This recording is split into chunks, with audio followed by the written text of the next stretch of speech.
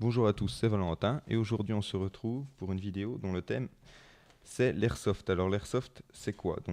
L'airsoft, on peut dire que ça regroupe tous les loisirs dans lesquels on va utiliser donc la réplique d'airsoft. L'activité qui va nous intéresser, ça va être celle dans laquelle on va pratiquer une simulation pour jouer d'une activité militaire type paintball, un peu comme le paintball, mais avec des répliques d'airsoft. Donc ces fameuses répliques, elles sont apparues au Japon à la fin des années 50, ou dans les années 50 plutôt, à cause des répercussions qu'avait eu la Seconde Guerre mondiale. Parce que du coup, il fut interdit aux Japonais de posséder des armes. Les collectionneurs d'armes, ils n'étaient pas bien contents parce qu'ils ne pouvaient plus pratiquer leur passion. Donc, ces collectionneurs ont eu l'idée de, de créer des répliques d'armes en plastique, enfin pas forcément en plastique, mais des répliques d'armes pour justement collectionner ces répliques, puisque c'était que l'image qui les intéressait. Et c'est à la fin des années 70 qu'il y a une firme qu'on connaît bien, hein, pour les airsofters du moins, la firme Tokyo Marui, qui a eu l'idée de leur faire tirer des billes avec un système électromécanique. Et c'est là que le premier AEG donc, est né. Donc en France, pour parler un peu législation, la puissance de ces répliques, elle est exprimée en joules, donc une valeur d'énergie, et elle est limitée à 2 joules. Donc au-delà de cette valeur-là, la réplique, elle est plus considérée comme une réplique, donc considérée comme un jouet au vu de la loi française, elle est considérée comme une arme de catégorie 7, donc comme une arme de chasse, ou les gros couteaux, les grosses armes blanches. Donc il faut le permis de chasse pour pouvoir les posséder. Et bien sûr, on ne peut pas les utiliser dans une partie d'airsoft. Donc ce sport, parce qu'il est reconnu pareil, il est reconnu comme tel en France, puisqu'il y a la Fédération française d'airsoft qui a été créée il y a quelques années de cela. Donc c'est une activité donc, basée grandeur nature et qui est basée sur donc, 2 points importants. Alors attendez, je tourne ma petite feuille. Donc le premier point, c'est le fair play. Oui, pourquoi le fair play? Parce que c'est pas comme au paintball où les billes vont avoir une couleur et donc vont vous marquer quand vous vous faites toucher. Là, les petites billes sont des billes de 6 mm, hein, les billes que vous appellerez pistolet à billes, hein, c'est la même chose. Et ces billes-là, elles font que vous toucher. Vous n'avez pas de marque parce que c'est pas du tout puissant et elles sont pas de couleur, donc elles ne marquent pas vos vêtements. Donc il n'y a que le fair play du joueur qui va se déclarer lui-même éliminé qui compte.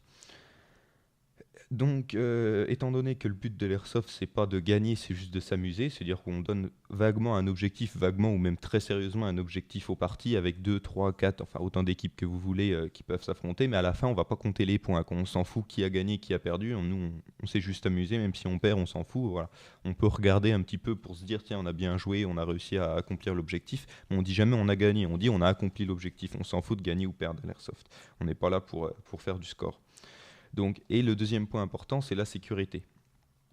Donc, la loi interdit l'utilisation des répliques dont la puissance développée à la sortie du canon est de 0,08 joules, donc c'est vraiment 3 fois rien. Aux mineurs, bon, moi je trouve ça un petit peu idiot, sachant qu'en France, un mineur de 15 ans a le droit d'aller chasser, hein, sous prétexte qu'il est accompagné par un majeur qui a le permis, il a le droit d'aller chasser. Alors, à 15 ans, il n'a pas le droit d'aller jouer au pistolet à billes avec les copains le week-end, ce que je trouve un peu idiot. Mais bon, après ça peut se comprendre parce qu'à l'époque où l'airsoft est arrivé en France, l'État était un peu affolé. Ils se sont dit mince, on ne sait pas ce que c'est, on ne sait pas comment ça marche, on faut faire péter une loi là-dessus pour la sécurité. Et hop, ils ont dit interdit la vente et la mise à disposition aux mineurs. Voilà, donc concrètement, ils auraient dû un petit peu par la suite améliorer cette loi. Ça s'est pas fait. Bon, c'est moyennement grave, on va dire. Mieux vaut qu'il aille dans ce sens-là, à tout de suite faire sortir une loi pour notre sécurité, plutôt qu'il fasse rien du tout. Mais bref, ils auraient pu un petit peu l'améliorer, cette loi. Donc, et la seconde loi, enfin le second point important sur la sécurité, c'est qu'il est obligatoire de porter une protection oculaire, donc des lunettes aux normes CE, pour protéger donc les impacts au niveau des yeux. Puisque c'est vraiment le seul gros risque à l'airsoft, c'est les yeux. Bon après, étant donné que la plupart du temps ça va être dans des terrains un peu ardus comme les forêts ou des bâtiments désaffectés, vous pouvez toujours trébucher en courant, chuter dans un escalier. Bon, ça après, il n'y a pas qu'à l'airsoft que ça peut arriver. Ben, le gros risque lié à l'airsoft, c'est vraiment la sécurité au niveau des yeux, puis tout ce qui est au niveau du visage, bien sûr. Après, les protections pour la bouche, les dents, le casque ou mettre un grillage intégral, c'est pas obligatoire. C'est à vous de voir si vous voulez en prendre le risque ou pas d'en mettre. Mais c'est vrai que protection au niveau des dents, c'est vrai qu'une dent, ça casse, c'est direct. Une bille dans la dent, ça casse direct et c'est assez coûteux, hein. 300, voire ça peut aller jusqu'à 1000 euros si vous voulez une dent en nacre bien jolie, blanche. Donc voilà, mieux vaut peut-être mettre un petit grillage de 10 euros sur le visage, ce qui va peut-être être un petit peu dérangeant pour viser, pour épauler ou même pour boire, hein.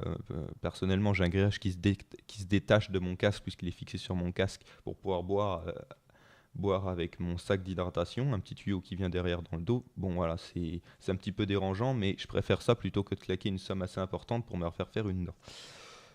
Donc ensuite, les protections oculaires aux normes, ça j'ai dit. Et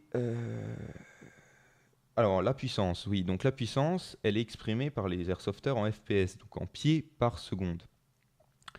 Donc ça vient du fait qu'à l'époque, donc à l'époque il y a plusieurs dizaines d'années, enfin pas beaucoup, mais deux, trois dizaines d'années, les appareils qu'on appelle des chronographes qui permettaient donc de mesurer la vitesse à laquelle sortaient les billes, mesuraient la vitesse uniquement. Donc ils sortaient la vitesse en pieds par seconde. Et ensuite, si on voulait la ramener en joules, puisque la législation parle en joules, il fallait faire un petit calcul.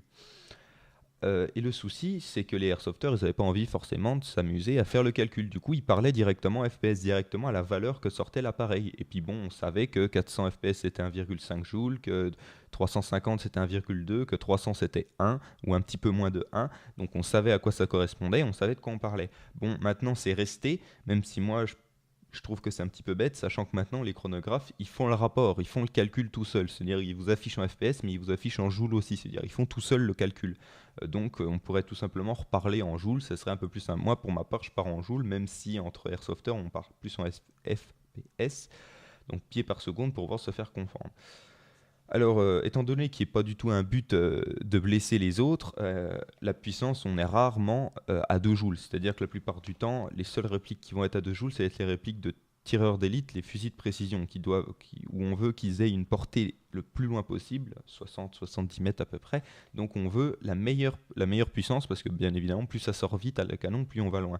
Mais la plupart du temps, on est plus aux alentours des 1,2 joules, aux alentours de ces zones-là, pour les répliques principales. Là, on est plus 1,2 joules, voire 1,5 joules si on veut une réplique pareil qui va un peu plus loin, une réplique de soutien comme une grosse sulfateuse. Voilà, on est autour de ces puissances-là, mais on est rarement au-dessus d'1,5 joule. On est toujours autour de 1, entre 1 et 1,5. Ensuite, donc les parties, vous en avez plusieurs types, hein, on va parler vite fait. Vous avez la partie classique qu'on fait entre copains le dimanche, sans prise de tête, on vient avec l'équipement qu'on veut. Donc on invente un petit scénario rapide type jeu vidéo, deathmatch, enfin match à mort par équipe, capture de drapeau. Et sinon, on a des grosses parties qu'on appelle OP pour opération, où là ça peut durer de 24 jusqu'à 48 heures, où là il y a un gros scénario, il y a 50, 100 joueurs, voire plus, où il faut être très équipé, c'est-à-dire qu'on dort la nuit sous la tente, on a les rations de combat, on est équipé comment je dirais, on est équipés tous pareil, avec le même camo pour faire très réaliste. Et on a des magasins dits réelle capacité ou faible capacité, c'est-à-dire 80-100 billes, pour pas avoir des gros magasins de 3000 billes et qu'on peut tirer pendant 5 minutes non-stop et puis tirer 5000 billes, quoi, ce qui est un peu irréaliste. On essaye de typer un peu sur le réalisme de la chose, tout en restant dans le domaine de l'airsoft, donc pas se brider à des magasins de 30 billes, même si certains le font pour vraiment être très réalistes, parce que dans la réalité, les fusils d'assaut, la plupart du temps, ils ont une capacité de 30 balles dans leur magasin. Et donc, la troisième type, ça va être ce qu'on appelle les roleplay, c'est-à-dire c'est une OP, mais là où on va être encore plus poussé au niveau du réalisme, c'est-à-dire qu'on va par exemple faire un roleplay sur la bataille de Verdun. Donc on va s'habiller avec les habits de l'époque, on va avoir des répliques des armes de l'époque, et puis on va faire même les actions de l'époque. C'est-à-dire que si vous jouez les Français, vous faites exactement ce qu'ont fait les Français, parcourir au même endroit, sur un terrain qui ressemble, ou même pourquoi pas carrément sur le terrain, le vrai terrain, même si je pense que c'est impossible, mais quelque chose qui ressemble. Voilà, donc l'airsoft c'est une activité mixte, c'est intéressant de le préciser parce qu'on voit beaucoup de femmes, et ouais, en disant beaucoup, c'est pas exagéré, parce que c'est vrai qu'on voit, moi je vois que dans mon équipe, on est presque autant de femmes que de gars. Sur une vingtaine de joueurs, quinzaine de joueurs, on a 6-7 femmes pour le reste de gars. Donc on a presque autant de gars que de femmes.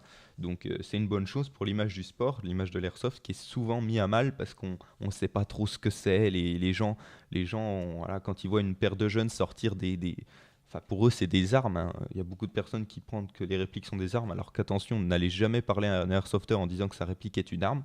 C'est parce que ça va le mettre dans une ironie folle. C'est bien une réplique, c'est un jouet.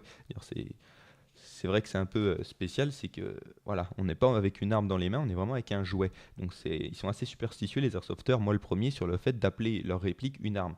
Et donc c'est vrai que le- pour l'œil lambda, j'ai envie de dire, voir une paire de jeunes ou pas jeunes, parce qu'il y a des gens de 40-45 ans qui font de l'airsoft, hein. Moi j'ai deux copains, leur père vient faire de l'airsoft avec eux, hein.